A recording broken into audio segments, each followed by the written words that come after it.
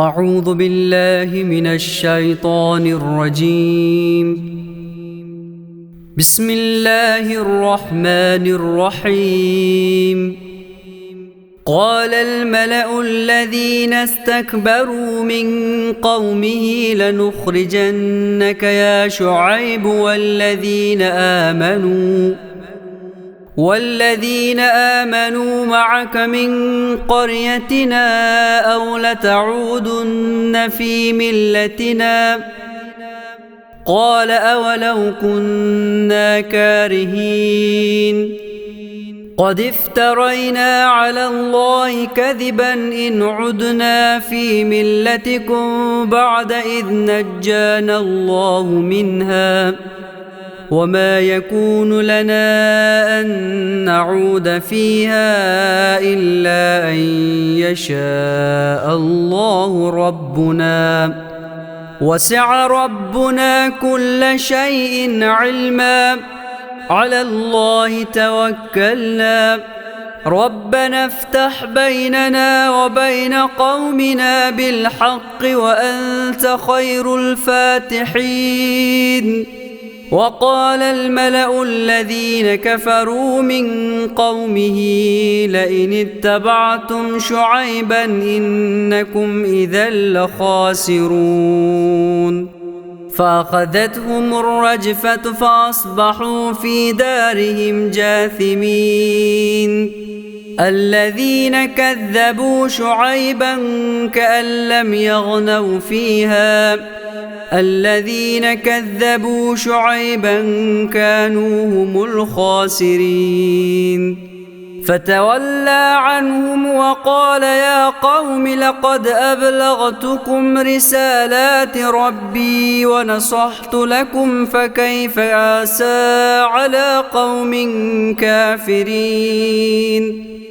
وما أرسلنا في قرية من نبي إلا أخذنا أهلها بالبأساء والضراء لعلهم يضرعون ثم بدلنا مكان السيئة الحسنة حتى عفوا وقالوا قد مس آباءنا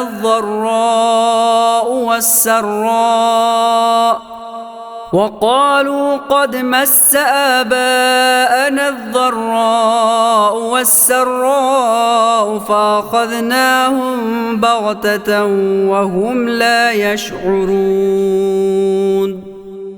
ولو أن أهل القرى آمنوا واتقوا لفتحنا عليهم بركات من السماء والأرض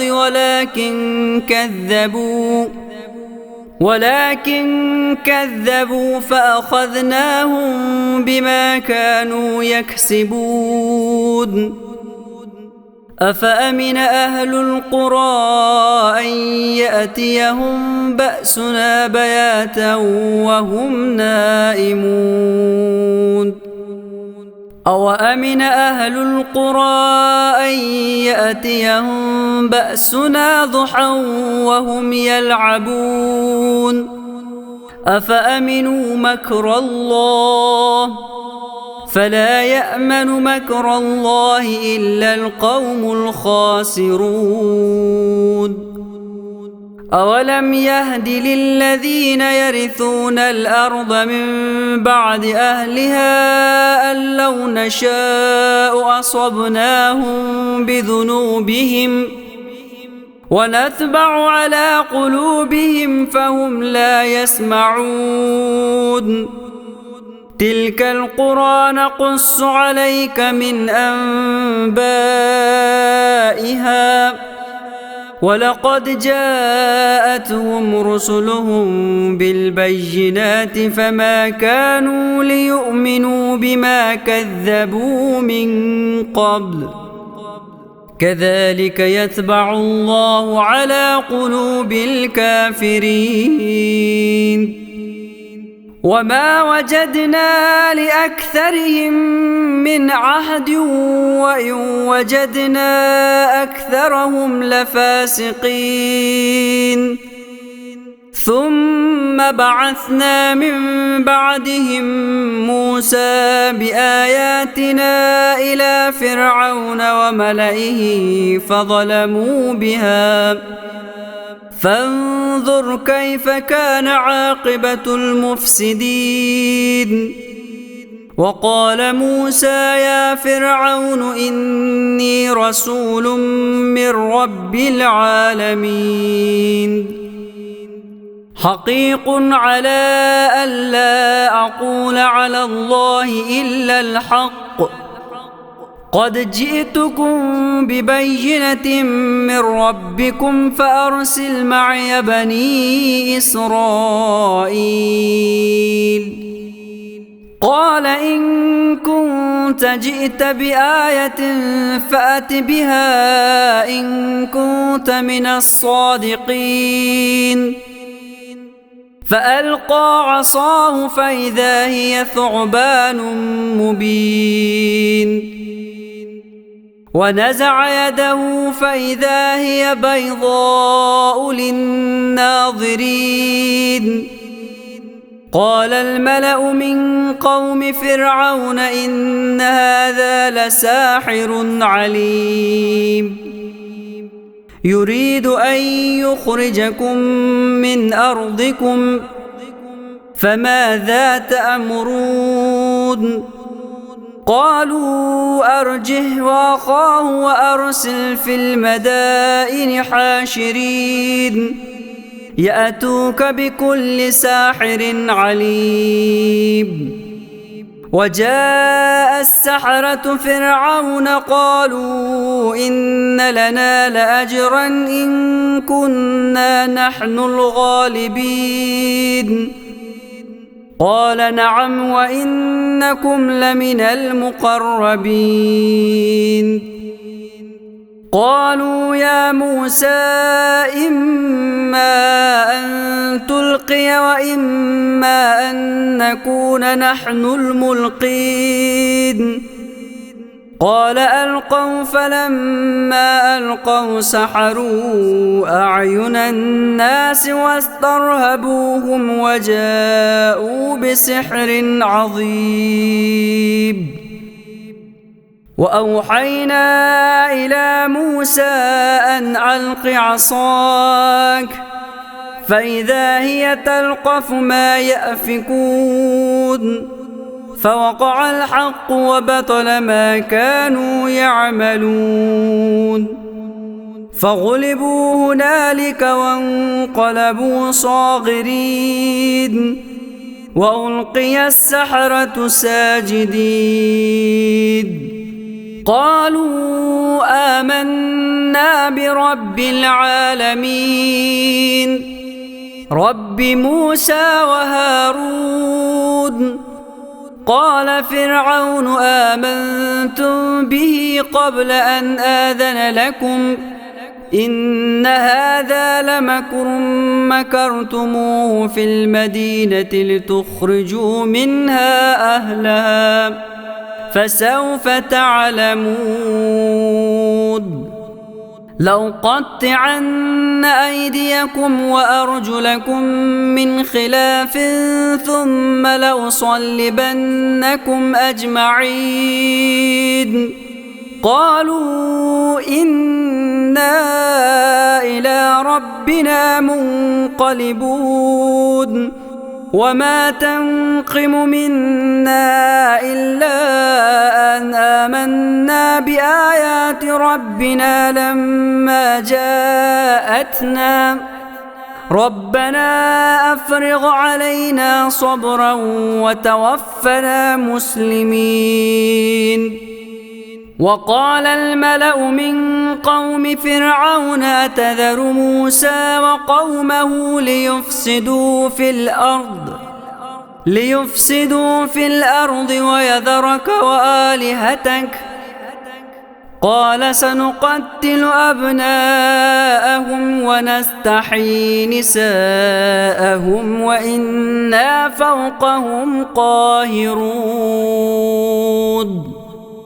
قال موسى استعينوا بالله واصبروا إن الأرض لله يورثها من يشاء من عباده والعاقبة للمتقين. قالوا أوذينا من قبل أن تأتينا ومن بعد ما جئتنا. قال عسى ربكم أن يهلك عدوكم ويستخلفكم في الأرض فينظر كيف تعملون. ولقد أخذنا آل فرعون بالسنين ونقص من الثمرات لعلهم يذكرون. فإذا جاءتهم الحسنة قالوا لنا هذه وإن تصبهم سيئة يطيروا بموسى ومن معه ألا إنما طائرهم عند الله ولكن أكثرهم لا يعلمون. وقالوا مهما تأتنا به من آية لتسحرنا بها فما نحن لك بمؤمنين. فأرسلنا عليهم الطوفان والجراد والقمل والضفادع والدم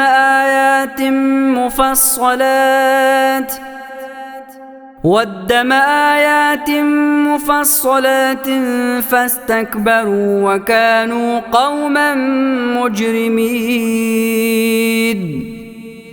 ولما وقع عليهم الرجز قالوا يا موسى ادع لنا ربك بما عهد عندك لئن كشفت عنا الرجز لنؤمنن لك ولنرسلن معك بني إسرائيل. فلما كشفنا عنهم الرجز إلى أجل هم بالغوه إذا هم ينكثون. فانتقمنا منهم فأغرقناهم في اليم بأنهم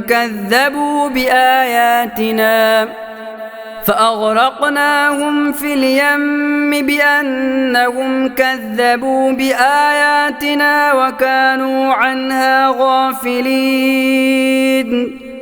وأورثنا القوم الذين كانوا يستضعفون مشارق الأرض ومغاربها التي باركنا فيها وتمت كلمة ربك الحسنى على بني إسرائيل بما صبروا ودمرنا ما كان يصنع فرعون وقومه وما كانوا يعرشون. وجاوزنا ببني إسرائيل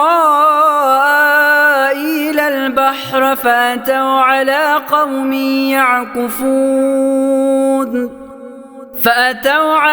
قوم يعكفون على أصنام لهم. قالوا يا موسى اجعل لنا إلها كما لهم آلهة. قال إنكم قوم تجهلون. إن هؤلاء متبر ما هم فيه وباطل ما كانوا يعملون. قال أغير الله أبغيكم إلها وهو فضلكم على العالمين. وإذ أنجيناكم من آل فرعون يسومونكم سوء العذاب يقتلون أبناءكم ويستحيون نساءكم وفي ذلكم بلاء من ربكم عظيم. وواعدنا موسى 30 ليلة وأتممناها ب10 فتم ميقات ربه 40 ليلة. وقال موسى لأخيه هارون اخلفني في قومي وأصلح ولا تتبع سبيل المفسدين. ولما جاء موسى لميقاتنا وكلمه ربه قال رب أرني أنظر إليك قال لن تراني ولكن انظر إلى الجبل فإن استقر مكانه فسوف تراني. فلما تجلى ربه للجبل جعله دكا وخر موسى صعقا. فلما أفاق قال سبحانك تبت إليك وأنا أول المؤمنين. قال يا موسى إني اصطفيتك على الناس برسالاتي وبكلامي فخذ ما آتيتك وكن من الشاكرين. وكتبنا له في الألواح من كل شيء موعظة وتفصيلا لكل شيء فخذها بقوة وأمر قومك يأخذوا بأحسنها سأريكم دار الفاسقين. سأصرف عن آياتي الذين يتكبرون في الأرض بغير الحق وإن يروا كل آية لا يؤمنوا بها وإن يروا سبيل الرشد لا يتخذوه سبيلا وإن يروا سبيل الغي يتخذوه سبيلا. ذلك بأنهم كذبوا بآياتنا وكانوا عنها غافلين. والذين كذبوا بآياتنا ولقاء الآخرة حبطت أعمالهم هل يجزون إلا ما كانوا يعملون. واتخذ قوم موسى من بعده من حليهم عجلا جسدا له خوار ألم يروا أنه لا يكلمهم ولا يهديهم سبيلا اتخذوه وكانوا ظالمين. ولما سقط في أيديهم ورأوا أنهم قد ضلوا قالوا لئن لم يرحمنا ربنا ويغفر لنا لنكونن من الخاسرين. ولما رجع موسى إلى قومه غضبان أسفا قال بئس ما خلفتموني من بعدي أعجلتم أمر ربكم. وألقى الألواح وأخذ برأس أخيه يجره إليه قال ابن أم إن القوم استضعفوني وكادوا يقتلونني فلا تشمت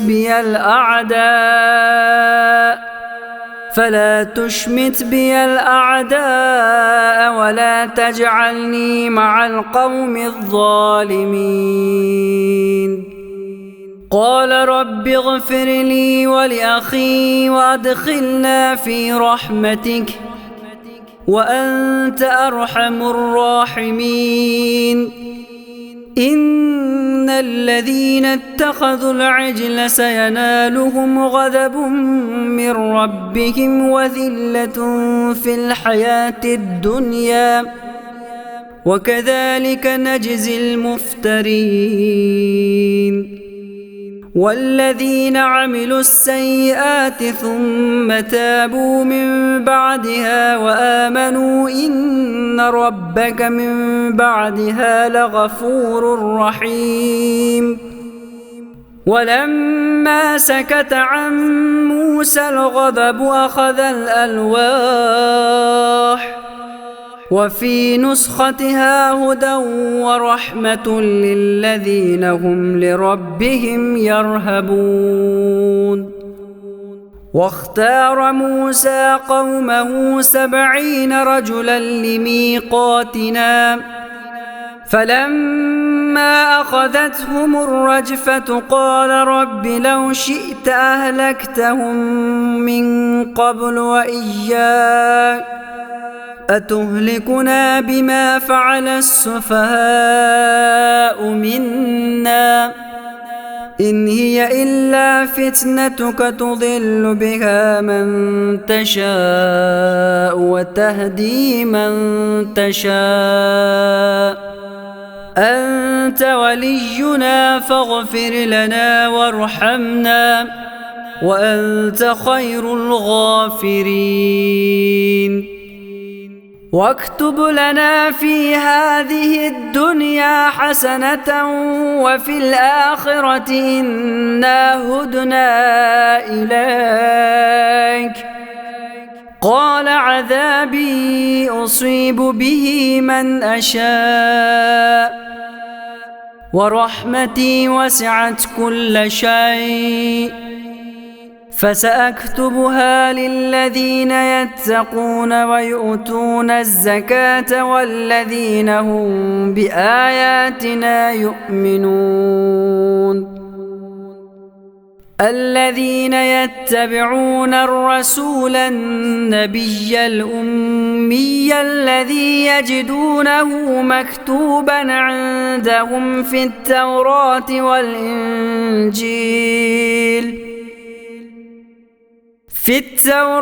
والإنجيل يأمرهم بالمعروف وينهاهم عن المنكر ويحل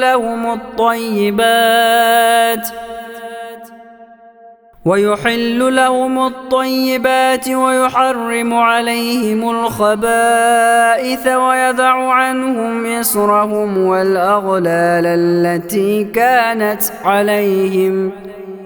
فالذين آمنوا به وعزروه ونصروه واتبعوا النور الذي أنزل معه أولئك هم المفلحون. قل يا أيها الناس إني رسول الله إليكم جميعا الذي له ملك السماوات والأرض لا إله إلا هو يحيي ويميت فآمنوا بالله ورسوله النبي الأمي الذي يؤمن بالله وكلماته واتبعوه لعلكم تهتدون. ومن قوم موسى أمة يهدون بالحق وبه يعدلون.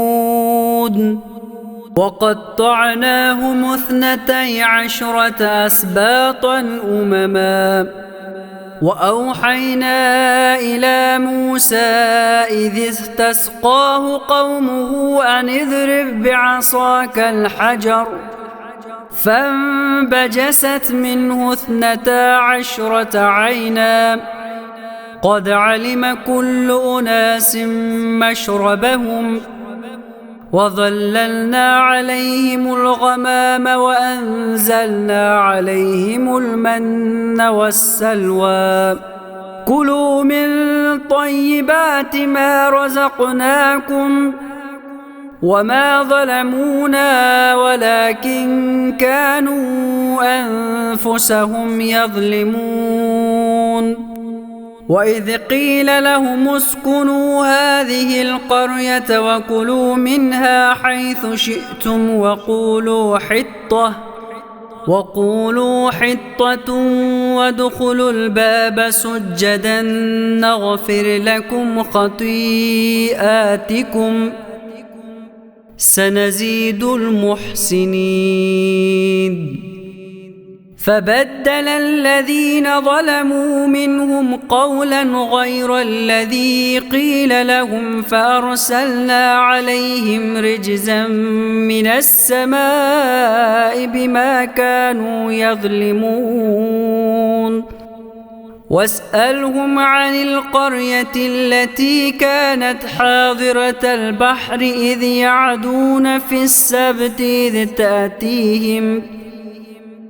السبت إذ تأتيهم حيتانهم يوم سبتهم شرعا ويوم لا يسبتون لا تأتيهم كذلك نبلوهم بما كانوا يفسقون. وإذ قالت أمة منهم لم تعظون قوما الله مهلكهم أو معذبهم عذابا شديدا قالوا معذرة إلى ربكم ولعلهم يتقون.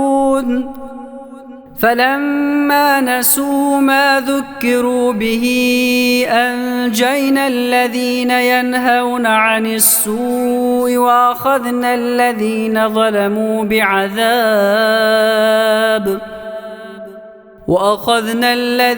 ظلموا بعذاب بئيس بما كانوا يفسقون. فلما عتوا عما نهوا عنه قلنا لهم كونوا قردة خاسئين. وإذ تأذن ربك ليبعثن عليهم إلى يوم القيامة من يسومهم سوء العذاب إن ربك لسريع العقاب وإنه لغفور رحيم. وقطعناهم في الأرض أمما منهم الصالحون ومنهم دون ذلك وبلوناهم بالحسنات والسيئات لعلهم يرجعون. فخلف من بعدهم خلف ورثوا الكتاب يأخذون عرض هذا الأدنى ويقولون سيغفر لنا وإن يأتهم عرض مثله يأخذوه ألم يؤخذ عليهم ميثاق الكتاب ألا يقولوا على الله إلا الحق ودرسوا ما فيه والدار الآخرة خير للذين يتقون أفلا تعقلون. والذين يمسكون بالكتاب وأقاموا الصلاة إنا لا نضيع أجر المصلحين. وإذ نتقنا الجبل فوقهم كأنه ذلة وظنوا أنه واقع بهم خذوا ما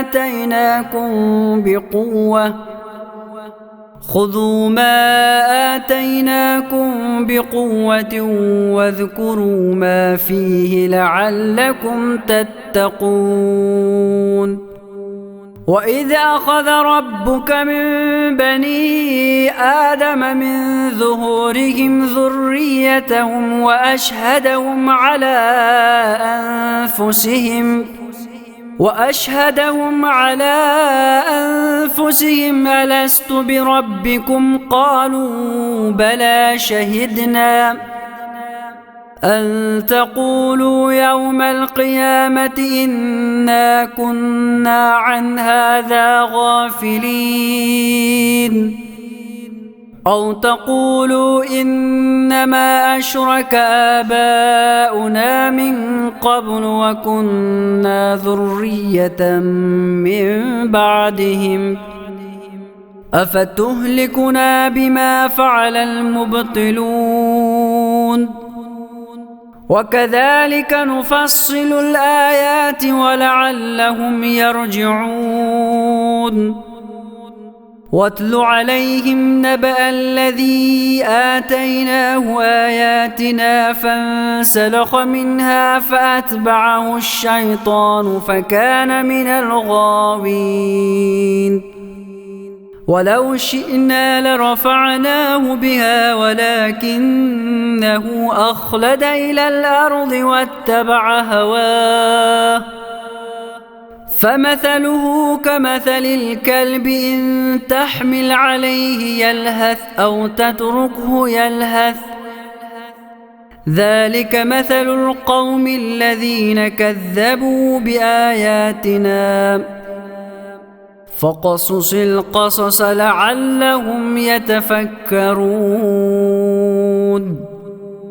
ساء مثلا القوم الذين كذبوا بآياتنا وأنفسهم كانوا يظلمون من يهد الله فهو المهتدي ومن يضلل فأولئك هم الخاسرون ولقد ذرأنا لجهنم كثيرا من الجن والإنس لهم قلوب لا يفقهون بها ولهم أعين لا يبصرون بها ولهم آذان لا يسمعون بها أولئك كالأنعام بل هم أضل أولئك هم الغافلون ولله الأسماء الحسنى فادعوه بها وذروا الذين يلحدون في أسمائه سيجزون ما كانوا يعملون وممن خلقنا أمة يهدون بالحق وبه يعدلون والذين كذبوا بآياتنا سنستدرجهم من حيث لا يعلمون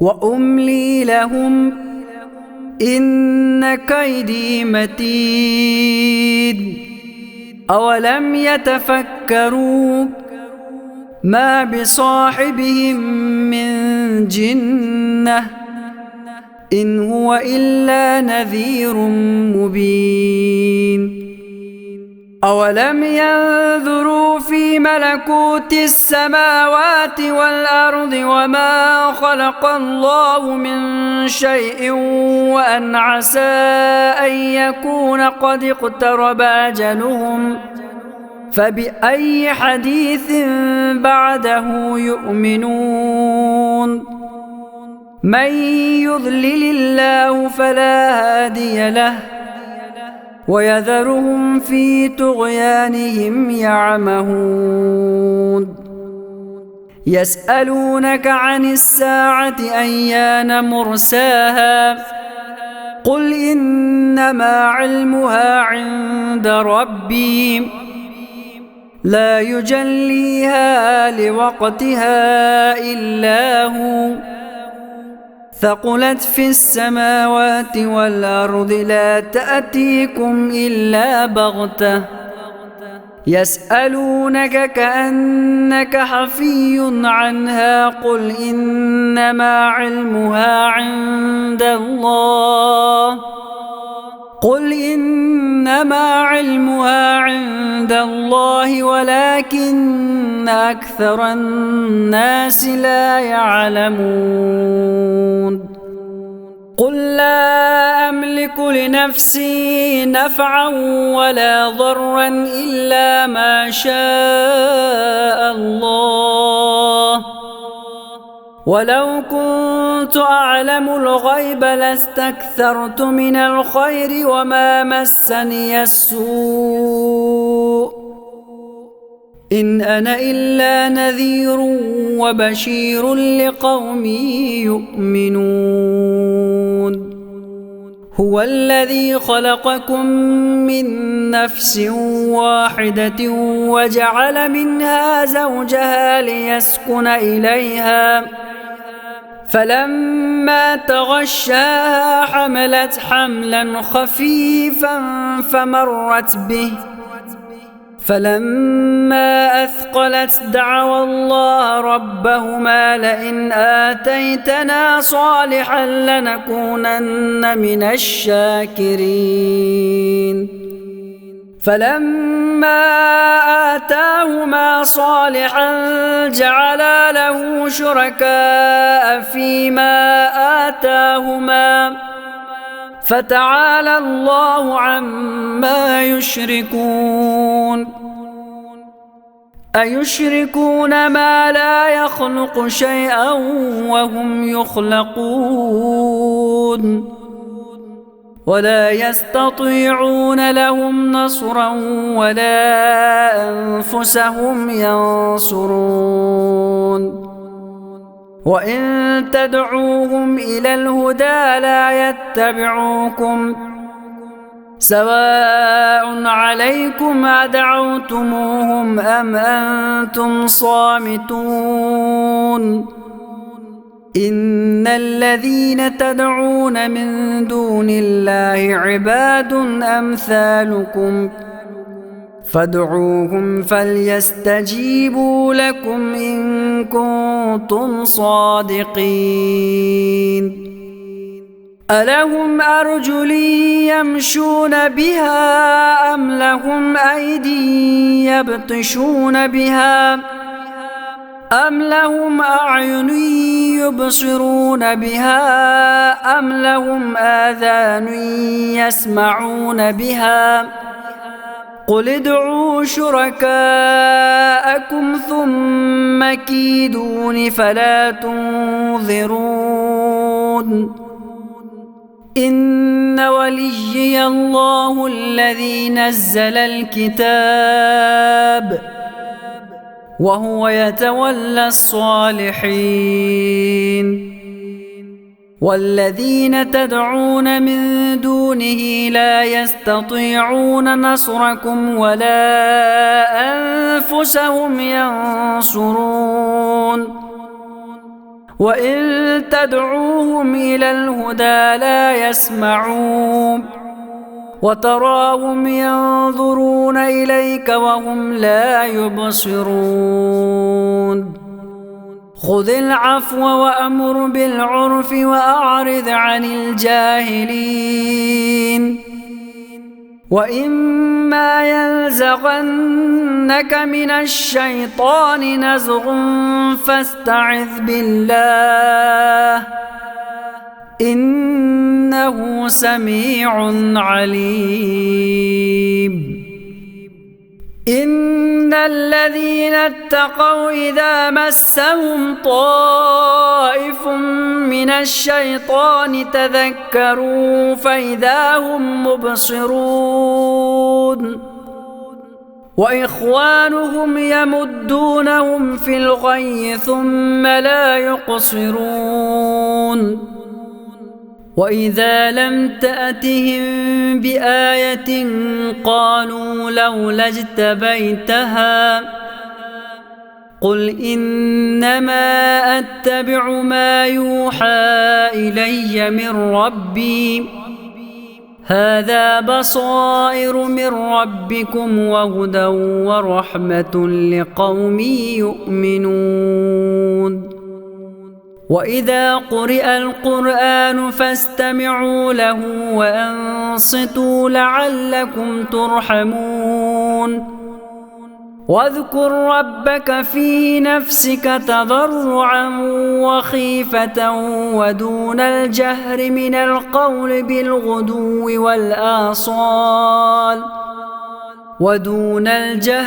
القول بالغدو والآصال ولا تكن من الغافلين إن الذين عند ربك لا يستكبرون عن عبادته ويسبحونه وله يسجدون بسم الله الرحمن الرحيم يسألونك عن الأنفال قل الأنفال لله والرسول فاتقوا الله وأصلحوا ذات بينكم وأطيعوا الله ورسوله إن كنتم مؤمنين إنما المؤمنون الذين إذا ذكر الله وجلت قلوبهم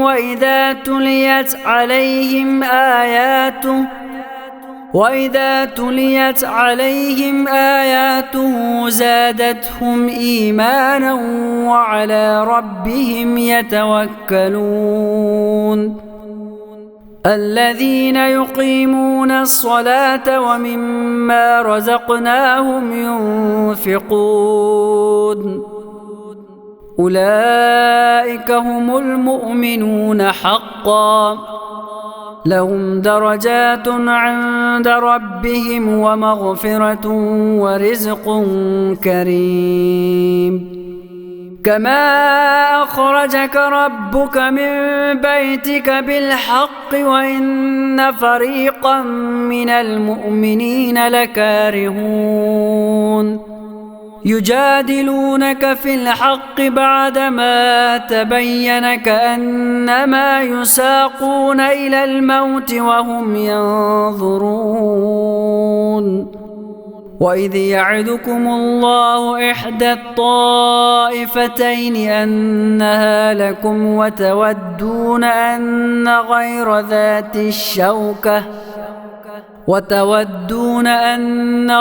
ذات الشوكة تكون لكم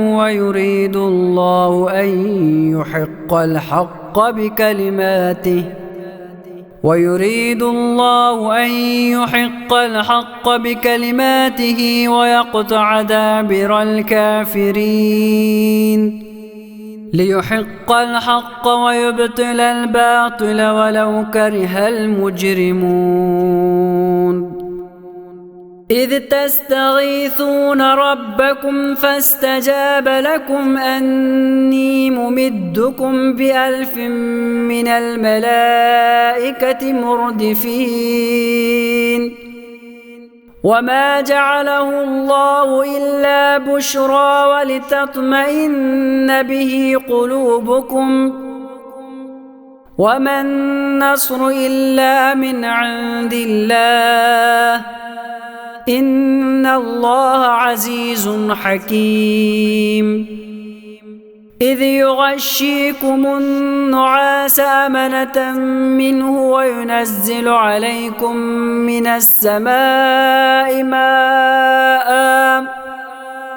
وينزل عليكم من السماء ماء ليطهركم به ويذهب عنكم رجز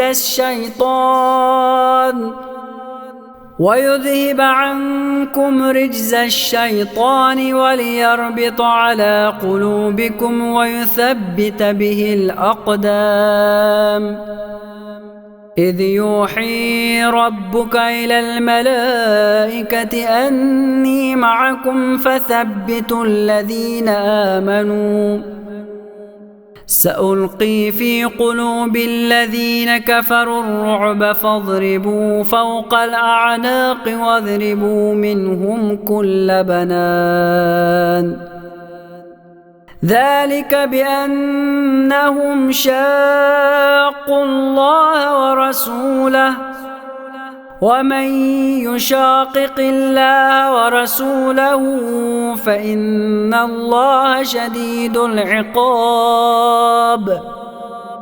ذلكم فذوقوه وأن للكافرين عذاب النار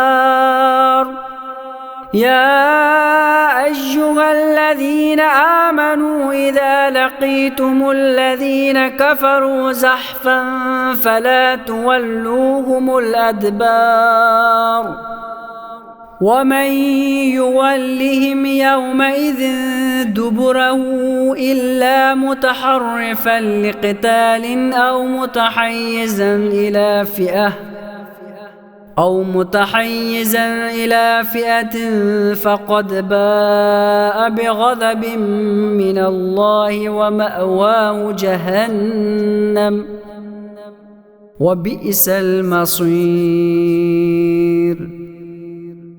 فلم تقتلوهم ولكن الله قتلهم وما رميت إذ رميت ولكن الله رمى وليبلي المؤمنين منه بلاء حسنا إن الله سميع عليم ذلكم وأن الله موهن كيد الكافرين إن تستفتحوا فقد جاءكم الفتح وإن تنتهوا فهو خير لكم وإن تعودوا نعد ولن تغني عنكم فئتكم شيئا ولو كثرت وأن الله مع المؤمنين يا أيها الذين آمنوا أطيعوا الله ورسوله ولا تولوا عنه وأنتم تسمعون ولا تكونوا كالذين قالوا سمعنا وهم لا يسمعون إن شر الدواب عند الله الصم البكم الذين لا يعقلون ولو علم الله فيهم خيرا لأسمعهم ولو أسمعهم لتولوا وهم معرضون يا أيها الذين آمنوا استجيبوا لله وللرسول إذا دعاكم لما يحييكم واعلموا أن الله يحول بين المرء وقلبه وأنه إليه تحشرون واتقوا فتنة لا تصيبن الذين ظلموا منكم خاصة واعلموا أن الله شديد العقاب واذكروا إذ أنتم قليل مستضعفون في الأرض تخافون أن يتخطفكم الناس فآواكم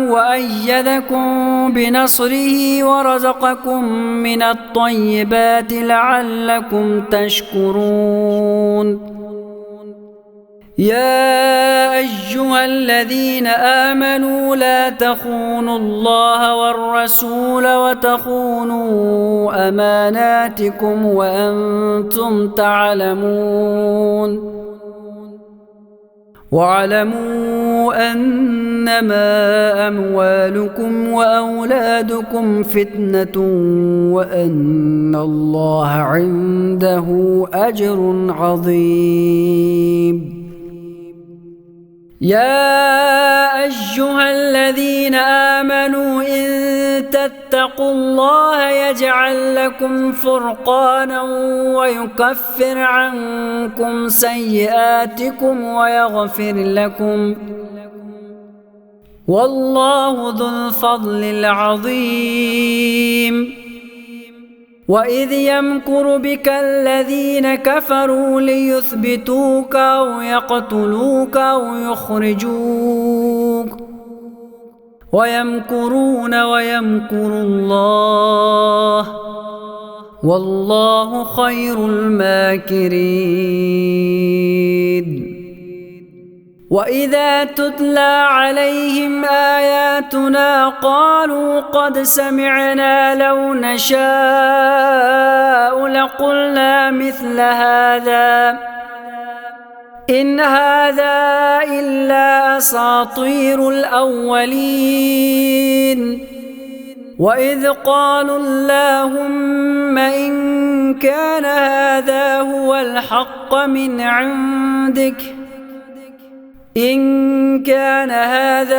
الحق من عندك فأمطر علينا حجارة من السماء أو ائتنا بعذاب أليم. وما كان الله ليعذبهم وأنت فيهم، وما كان الله معذبهم وهم يستغفرون. وما لهم ألا يعذبهم الله وهم يصدون عن المسجد الحرام وما كانوا أولياءه إن أولياؤه إلا المتقون ولكن أكثرهم لا يعلمون. وما كان صلاتهم عند البيت إلا مكاء وتصدية فذوقوا العذاب بما كنتم تكفرون. إن الذين كفروا ينفقون أموالهم ليصدوا عن سبيل الله